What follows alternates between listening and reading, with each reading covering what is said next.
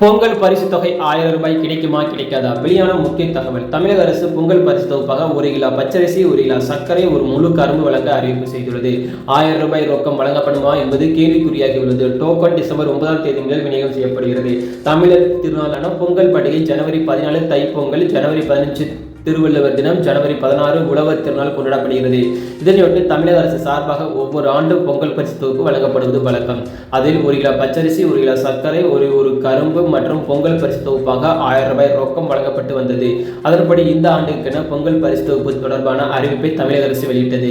அதில் 2025ஆம் ஆண்டு தைப்பொங்கலை சிறப்பாக கொண்டாடும் வகையில் அனைத்து அரிசி குடும்ப அட்டைதாரர்கள் மற்றும் இலங்கை தமிழர் மறுவாழ்வு முகாம்களில் வசிக்கும் குடும்பத்தினருக்கு தலா 1 கிலோ பச்சரிசி, 1 கிலோ சர்க்கரை மற்றும் ஒரு முழு வழங்கிட அரசாணை வெளியிடப்பட்டுள்ளது. இது பார்த்தீங்கன்னா கிட்டத்தட்ட 2,20,94,585 அரிசி குடும்ப அட்டைதாரர்களுக்கும் இலங்கை தமிழர் மறுவாழ்வு முகாம்களில் வசிக்கும் குடும்பத்தினருக்கும் இதனால் அரசுக்கு ரூபாய் 249,76 லட்சம் ரூபாய் செலவு ஏற்படும்.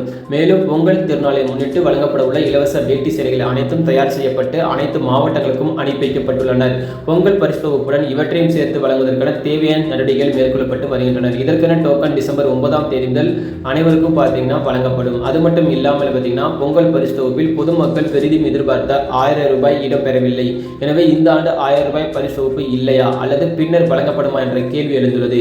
பொங்கல் பண்டிகைக்கு இன்னும் 2 வாரங்கள் இருப்பதால் எந்த நேரத்தில் வேணாலும் இந்த 1000 ரூபாய் தொடர்பான அறிவிப்பு முதல்வர் ஸ்டாலின் வெளியிடுவார் என்ற எதிர்பார்ப்பில் பொதுமக்கள் இருந்து வருகின்றனர். பொங்கலுக்கு 1000 ரூபாய் வழங்கவில்லை என்றால் எதிர்க்கட்சிகள் தேவையில்லாத அரசியல் செய்வார்கள் என்பதை கண்டிப்பாக இது கொடுக்கப்படும் என்று தெரிய வந்துள்ளது. அது மட்டும் இல்லாமல் மகளிரின் உரிமை தொகையும் அதிகப்படுத்தியிருக்கிறது. இதுவும் இத்துடன் மட்டும் நிற்காமல் கிட்டத்தட்ட பொங்கல் பரிசாக 1000 ரூபாய் பத்தாது 2000 ரூபாய் கொடுக்க வேண்டும் என்று எதிர்க்கட்சி தலைவர்கள் அறிவுறுத்தியிருக்கின்றனர்.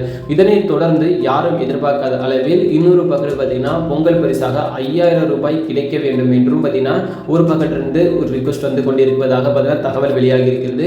பொறுத்திருந்து பார்க்கும் 1000 ரூபாய் கொடுப்பார்களா இல்லை எத்தனை ரூபாய் கொடுப்பார்கள் என்பதை இன்னும் ஒரு சில நாட்களில் அறிவிக்கலாம், இல்லை அறிவிக்காமலும் இருக்கலாம். அனைவருக்கும் நன்றி, வணக்கம்.